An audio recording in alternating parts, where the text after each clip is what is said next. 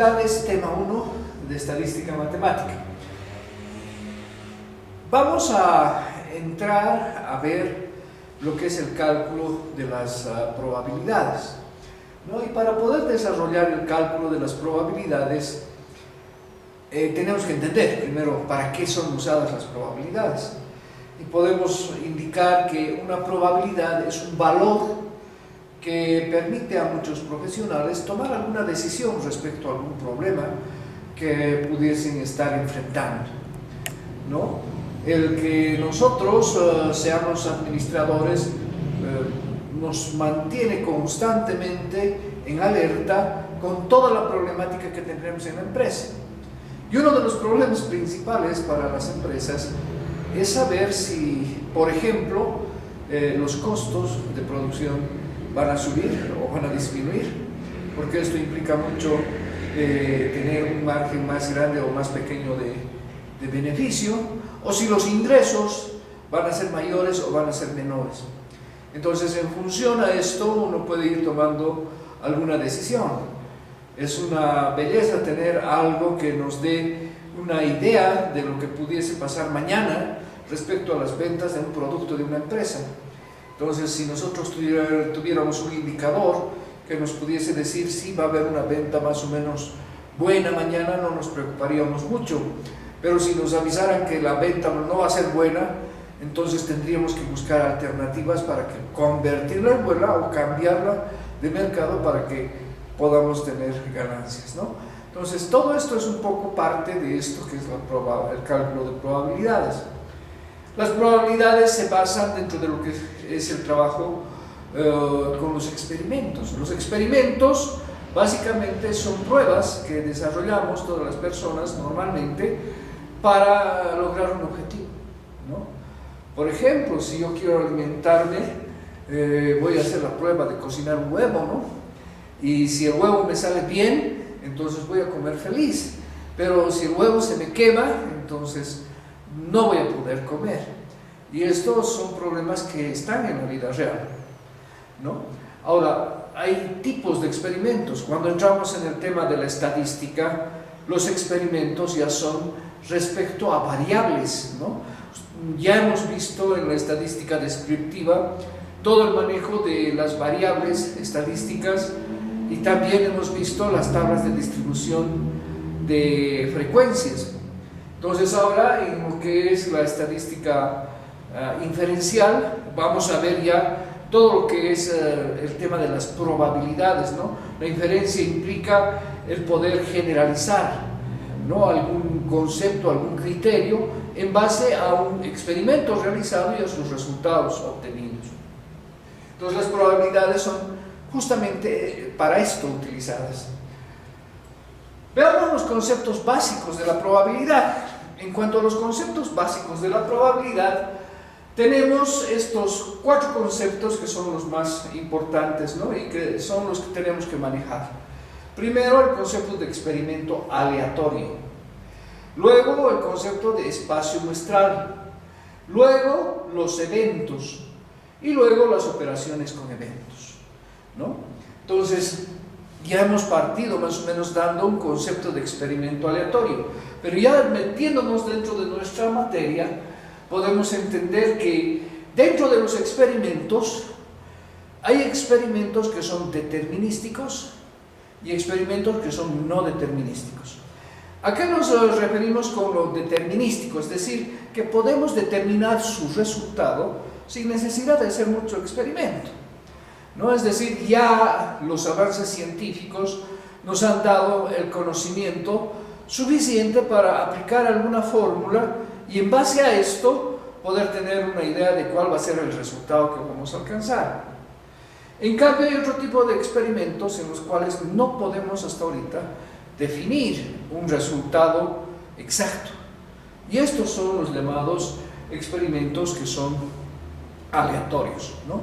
Aquí en la diapositiva podemos ver el ejemplo de, por ejemplo, un cuerpo de masa m en reposo se somete a una fuerza constante F y el cuerpo se moverá a una aceleración constante.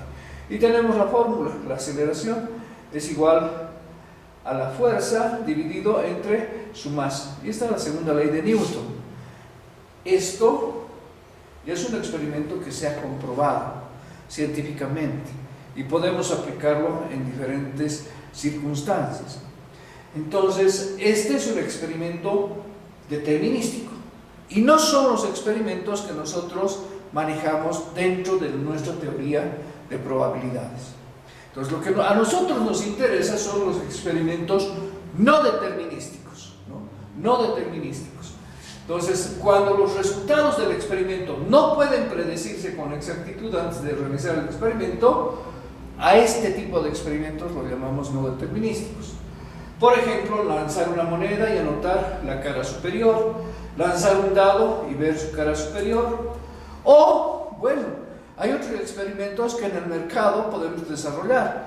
Muchas veces a nuestros clientes o ya a nuestros posibles clientes no sabemos cuáles son sus deseos, ¿no? Entonces tenemos que acercarnos a ellos y preguntarles: oiga, ¿usted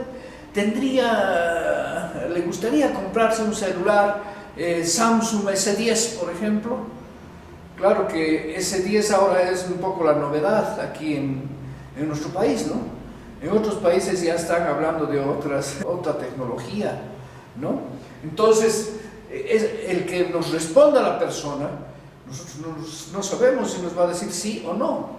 Y eso también es un experimento aleatorio, ¿no? Entonces, cuando nosotros estamos en la empresa y somos los vendedores de estos Samsung, es importante hacer este tipo de experimentos para tener una idea, ¿no es cierto?, de qué es lo que está pensando la gente para poder hacer y tomar una decisión para poder llegar al cliente de manera mucho más efectiva, ¿no? Para eso estamos usando. Los ejemplos generalmente que vamos a manejar dentro de la materia están referidos a los juegos de azar, porque estos juegos de azar han sido el primer interés económico, podríamos decir, de la gente por interesarse en el tema de las probabilidades.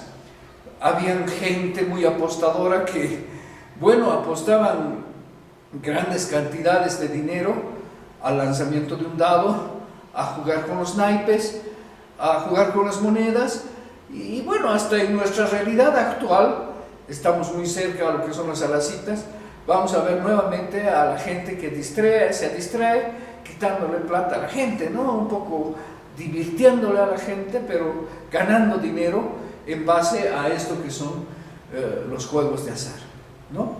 Entonces, todo lo que estamos viendo no es una cosa que sea exclusivamente para eso solamente, sino que se puede aplicar a mucho más, ¿no?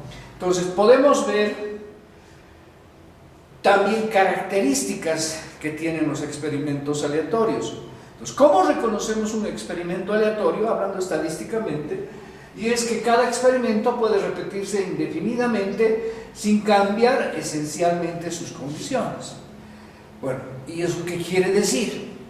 Veamos la segunda propiedad: cada experimento es no determinístico. ¿Y eso qué quiere decir? Y la tercera: cada experimento tiene varios resultados posibles que pueden describirse de antemano y con precisión. Esas son las tres características, pero vamos a irlas entendiendo poco a poco. Fíjense, habíamos dicho en el primer ejemplo el lanzamiento de una moneda. Y el lanzamiento de una moneda tiene como espacio muestral cara y sello. Cara es una de las caras justamente de la moneda, donde se ponía la cara del rey. Estamos hablando de monedas antiguas.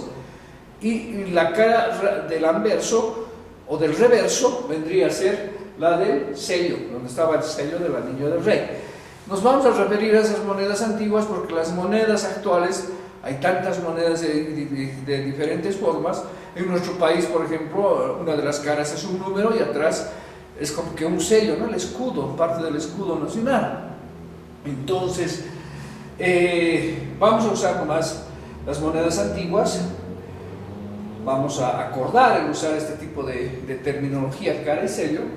Y para el lanzamiento de un dado, ¿no? Esto es ya un poco más sencillo. Cada una de las caras de un dado que tiene 6 caras, pues están numeradas: la cara 1, 2, 3, 4, 5, 6, ¿no? Y esos vendrían a ser los posibles resultados del lanzamiento de un dado, al igual que estos podrían ser los posibles resultados del lanzamiento de una moneda, ¿no? Entonces, con esto estamos comprendiendo lo que es que cada experimento tiene varios resultados posibles que pueden describirse antes de realizar el experimento. Ahora, cuando decimos que el experimento es no determinístico, quiere decir que si yo voy a lanzar la moneda y voy a saber que va a salir o cara o sello, pero ¿cuál de las dos caras me va a salir? Primero lanzaremos y veremos, ¿no es cierto? Ese es el tema. Entonces no puedo determinar con exactitud antes de lanzar la moneda cuál va a ser el resultado, al igual que en el dado, ¿no? Lo mismo. Y cuando hablamos de la primera condición, cada experimento puede repetirse indefinidamente sin cambiar esencialmente las condiciones. Bueno, yo puedo lanzar muchas veces la moneda y sé que me van a salir los dos resultados. Esas son un poco las mismas condiciones. Y puede ser que lo lance al suelo, lo lance, pero siempre va a salir una de las caras. Esas son las mismas condiciones. Puedo lanzar varias veces la moneda y los resultados siempre van a ir siendo los mismos, ¿no es cierto? Igual que en el dado. Entonces, esa es un poco la intención de explicar cómo y cuáles son las características que tienen los experimentos aleatorios. Podemos realizarlos muchas veces. Podemos preguntar a mucha gente: oiga, ¿usted quiere consumir un helado marca Panda? O ya no, porque mucha gente, sabemos que en la actualidad ya no quiere Panda, ¿no? Prefiere helados Delicia, ¿no? Y Panda es una empresa que está desapareciendo, ¿no? Entonces puedo preguntar a una, a dos, a tres, a cuatro, a 100, a 1000 personas y estoy en las mismas condiciones. No sé qué me va a responder cada persona, porque lo que estoy investigando es algo psicológico, psíquico, algo que es algo subjetivo dentro de las personas. Al verlas no sabemos si quieren o no quieren algo, simplemente las vemos físicamente como somos normalmente nosotros. Pero ¿qué están pensando? Para saber qué están pensando, pues hay que preguntarles, y ese es el experimento, ¿no? Y es un experimento aleatorio, porque ahí también podemos verles la cara, pero no podemos saber si quieren consumir un helado, o si quieren comprarse un celular, o si están deseosos de una chompita. Bueno, hay que ver un sinfín de necesidades que las personas no se expresan solamente con su aspecto, ¿no? Algunas cosas sí se pueden detectar, obviamente. Si vemos una persona que no está vestida en mucho frío, sabemos que necesita abrigo. Pero si las personas están abrigadas y nosotros somos vendedores de ropa, ¿cómo sabemos qué tipo de ropa quieren ellos? ¿Qué colores quieren? ¿Qué tamaños quieren? No podemos acercarnos y medirles sin pedir su permiso. Entonces, hasta pedirles que se dejen medir es un experimento aleatorio, ¿no? Porque no sabemos el resultado, no sabemos si se van a dejar medir o no. Entonces hay una serie de cosas que están dentro de este mundo, que es el de los experimentos aleatorios. Bueno, los experimentos aleatorios son los que tienen estas tres propiedades antes mencionadas. Entonces tenemos dentro del eje experimento 1 y experimento 2. Esto es muy importante para el resto de la materia, ¿no? Es decir, nosotros vamos a identificar al experimento aleatorio.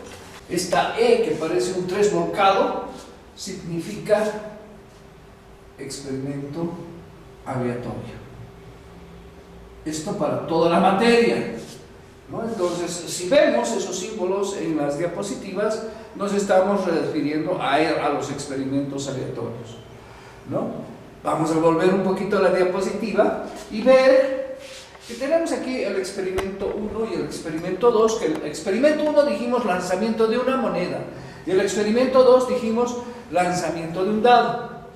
Tenemos este experimento 3, fíjense, extraer un artículo de un lote que tiene artículos defectuosos D y no defectuosos N, algo que es una práctica normal en las empresas comercializadoras, ¿no? Nosotros vamos a un almacén y sacamos artículos para vender, ¿no? Y cuando los vendemos, pues generalmente los vendemos empaquetados. Y si tienen algún defecto que viene de fábrica, el comercializador es el que se tira el chasco, ¿no?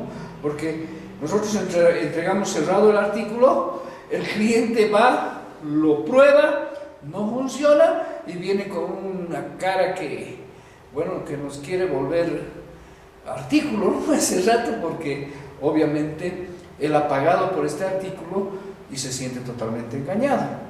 Y nosotros obviamente tenemos que verificar ese aspecto también, porque en la realidad hay muchas situaciones, ¿no? Es posible que realmente haya venido el artículo defectuoso y le haya pasado esto a la persona. Como también es posible que la persona en el trayecto de llevado a su casa haya tenido algún pequeño accidente y haya fregado el producto. Entonces, en la realidad hay muchas cosas que nos pueden, y obviamente nos trae un artículo defectuoso, ¿no? Estamos conscientes de que la gente, hay mucha gente que es muy honrada en nuestro país, pero también hay gente que no es honrada y quiere aprovecharse de la gente. Entonces, con todos esos cuidados, hay este tipo de experiencias que se van realizando en nuestra realidad. Y este otro, ¿no? Contar el número de vehículos que llegan a una estación de servicio en un día, o contar el número de clientes que son atendidos en una caja de un banco, ¿no es cierto? O en las cajas de una tienda, en un supermercado, o cuántos clientes son atendidos en un estudio fotográfico. Bueno, y así sucesivamente hay una serie de experimentos que hablan sobre, si hablamos de cuántos clientes son atendidos, pues esto se puede traducir en cuánto de plata puede ingresar a nuestra empresa en base a un empleado que es el que está atendiendo a sus clientes. ¿Cuál es la velocidad que él tiene para atender a estos clientes y en qué tipo de atención él está trabajando, ¿no? Entonces, en base a esto, podemos tomar alguna decisión para poder maximizar su rendimiento del empleado. Dense cuenta que en los bancos, por ejemplo, los cajeros humanos han sido reemplazados ya por los cajeros automáticos, ¿no? Por las máquinas que ya muchos de nosotros las usamos, ¿no? Y suelen ser menos costosas, obviamente, en su mantenimiento. En cambio, a los humanos hay que pagarles un sueldo para que puedan sobrevivir, ¿no? Y bueno, hay una serie de cosas que se pueden ir analizando dentro de la realidad respecto a esto que estamos viendo.